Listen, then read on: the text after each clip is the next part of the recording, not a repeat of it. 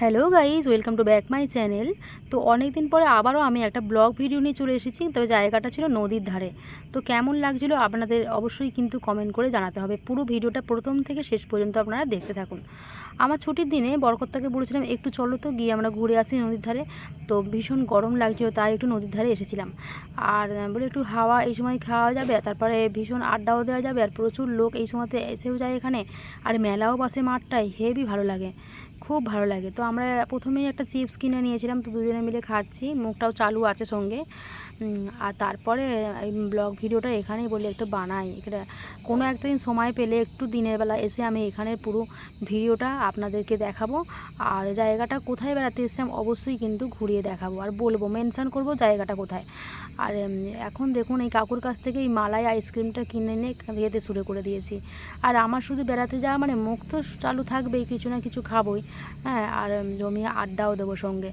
তারপরে ঠিক একটু 9টা-10টা বাজবে, বাড়ি চলে আসবো কেনা খাবার খেয়ে। আর ভীষণ ভালো লাগে।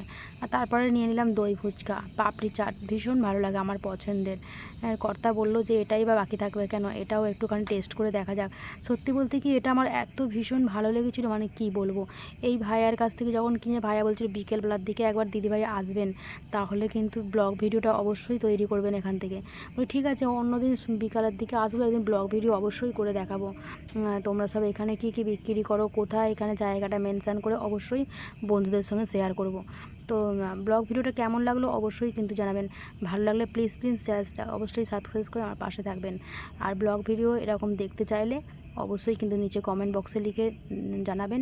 আমি চেষ্টা করব এরকম ব্লগ ভিডিও নিয়ে চলে আসার। এরকম প্রচুর জায়গাতেই মাঝে মাঝে বেড়াতে চলে যাই, কিন্তু সব জায়গাতে ভিডিও করা সম্ভব হয়ে ওঠে না।